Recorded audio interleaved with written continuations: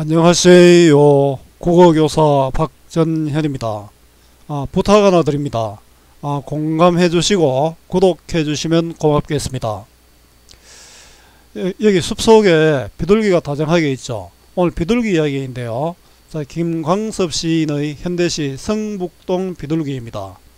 자, 현대 문명의 어떤 폭력성을 보여주고 있는 시인데요. 자, 현대 문명의 폭력성 고발, 김광섭 성북동 비둘기 해설. 산업화로 인한 도시의 팽창은 그곳에 살고 있는 사람의 보금자리를 빼앗아 버리기도 합니다. 근대화 과정에서 일어나는 현대 문명에 대한 비판적 시각을 비둘기를 통해 우의적으로 보여주는 시입니다. 제가 늘 강조하는 것이 국어는 외우는 것이 아니라 원리를 이해하는 것입니다. 따라서 본문 중심의 공부가 필요합니다.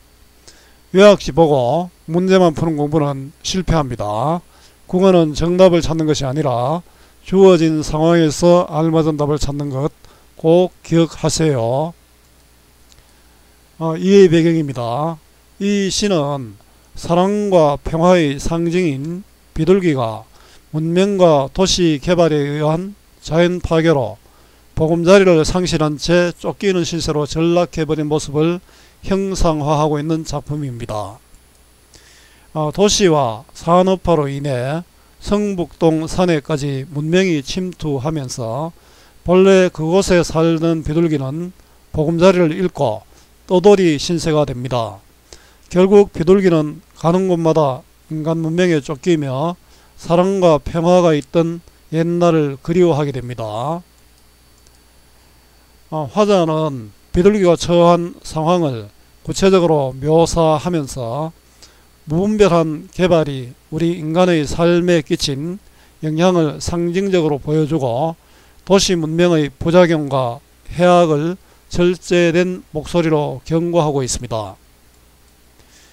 마지막 연에서 물질 문명 시대의 자연의 소중함과 사랑, 평화의 중요성을 일깨우고 있습니다.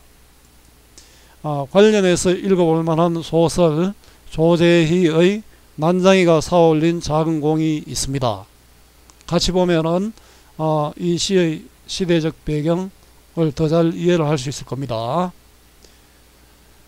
작품 읽기입니다. 성북동 산에 번지가 새로 생기면서 본래 살던 성북동 비둘기만이 번지가 없어졌다.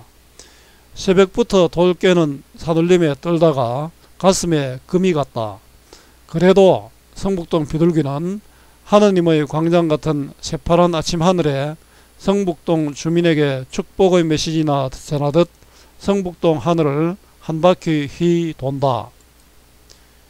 성북동 메마른 산골짜기에는 조용히 앉아 콩알 하나 찍어 먹을 널찍한 마당은커녕 가는 데마다 채석장 포성이 메아리 쳤어 피난하듯 지붕에 올라앉아 아침 고공탕 꿀뚝 연기해서 향수를 느끼다가 산 1번지 채석장에 돌아와서 금방 따낸 돌 온기에 입을 닦는다.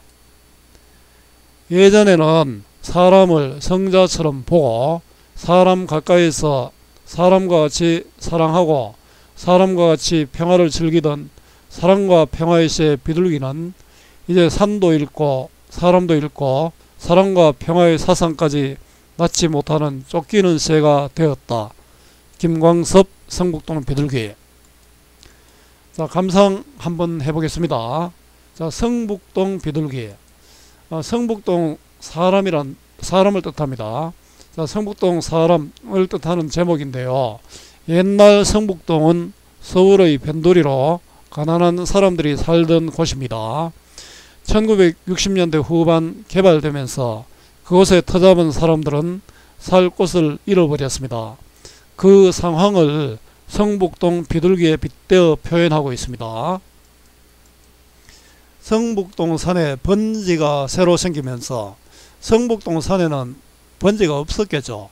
근데 번지가 생겼다고 해서 이 번지는 산업화로 개발되는 지역이 바로 이 번지입니다.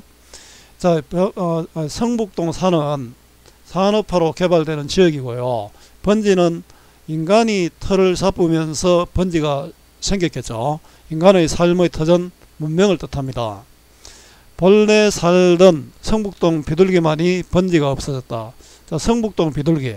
자, 이 성북동 비둘기는 성북동에 살던 사람을 뜻합니다. 자, 여기 1의 번지도 있고 2의 번지가 있는데요. 앞에 번지는 인간의 삶의 터전 문명이면 2의 터전은 비둘기의 보금자리 자연입니다. 그래서 사람이 살게 되면서 비둘기의 보금자리 자연이 없어졌다. 자연이 사라졌다. 지금도 이런 것을 많이 볼 수 있죠.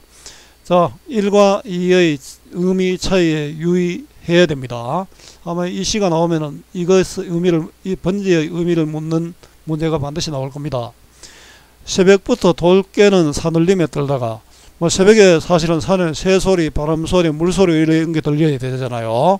돌 깨는 산울림은 자연을 파괴하는 소리죠. 이 문명의 폭력성을 상징하는 이런 소리고요. 이 돌 깨는 산울림은 듣기 안 좋잖아요. 자, 귀에 들리는 것 같은 것이니까 바로 청각적 심상, 청각적 이미지가 쓰였다. 그죠? 자, 요 돌 깨는 산울림은 이연에 가면 채석장 포성이 있습니다. 돌 깨는 산울림이나 채석장 포성은 같은 의미입니다. 가슴에 금이 갔다. 가슴에 금이 가면 어떻겠습니까? 아프죠? 자, 이 금은 자연 파괴로 인한 아픔입니다. 바로 비둘기의 상심, 또 상심인데, 자, 비둘기의 아픔을 시각적 이미지로 표현했죠. 그래도 성북동 비둘기는, 자, 성북동 비둘기는, 자, 산업화로 삶의 터전을 상실한 도시의 소시민을 뜻합니다. 하느님의 광장 같은 새파란 아침 하늘, 이 하늘은 그래도 보기 좋죠. 자, 비둘기가 자유롭게 날아다니는 그런 공간입니다. 자, 비둘기는 숲은 없어져도 하늘은 날 수 있잖아요. 여기도 역시 시각적 이미지가 나타나네요. 성북동 주민에게 축복의 메시지나 전하듯, 자, 성북동 비둘기가 성북동 주민에게 축복의 메시지니까 사랑과 평화의 이런 의미를 담았겠죠. 성북동 하늘을 한 바퀴 휘 돕니다. 자, 이 부분 한번 보겠습니다. 성북동부터 휘 돈다까지는 인간과 함께 하고 싶은 비둘기의 모습을 시각적으로 형상화했죠. 자, 시각적 이미지를 썼습니다. 여러분 혹시 시에서 형상화라는 말을 많이 듣는데요. 형상화는 우리가 감각적으로 무엇을 느낄 수 있도록 해준다는 그런 뜻입니다. 자, 삶의 터전을 잃은 비둘기. 자, 현대 문명의 비애입니다. 자, 성북동 메마른 산골짜기에는 메마른 산골짜기잖아요.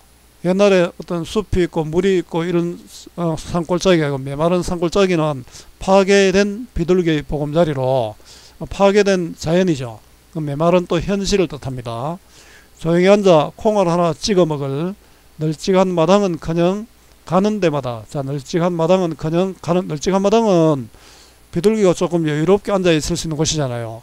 사람들이 평화롭게 살 수 있는 그런 공간이죠. 바로 삶의 터전은커녕, 자, 가는 데마다 채석장 포성, 채석장 포성 앞에 1년에 돌 깨는 산울림 나왔죠. 자, 돌 깨는 산울림 같이 자연 파괴의 소리고 문명의 폭력성을 드러냅니다. 자, 청각적 이미지를 보여줍니다. 자, 1년의 돌 깨는 산울림과 같은 의미고요. 피난하듯 지붕에 올라앉아. 자, 피난하듯 지붕에 올라앉아. 앉아 있을 곳이 없잖아요. 자, 이거는 바로 이 지붕은 어려움을 피해서 올라간 곳이죠. 극한 상황이고 또 현실의 어려운 상황을 드러냅니다. 자, 보금자리를 잃은 비둘기의 처지를 드러냅니다. 아침 구공탕 꿀뚝 연기에 향수를 느끼다가, 자, 구공탕 꿀뚝 연기. 자, 구공탕이 연탄이죠. 자, 구공탄은 옛날에 연탄을 떼는 사람들은 지금도 마찬가지지만 연탄을 떼는 사람들은 가난한 사람들이 많았죠. 옛날에는 물론 대부분의 사람이 연탄을 떼었습니다. 자, 구공탄 꿀뚝 연기는 서민들의 삶의 자취인데요. 여기서 향수를 느끼다가는 사람들과 함께 했던 시절의 생각을 느낀다. 자, 향수의 대상이 바로 구공탄 꿀뚝 연기죠. 자, 구공탄 꿀뚝 연기니까 이 꿀뚝 연기가 나면 물론 시각적 이미지도 보이지만 냄새도 나죠. 향수를 느끼잖아요. 그죠? 그래서 향수를 느끼는 이런 점에서 이건 후각적 이미지라고도 할 수 있습니다. 물론 꿀등 연기의 모습에 주목하면 시각적 이미지입니다. 자, 사람들과 함께 했던 과거에 대한 그리움이 드러나네요.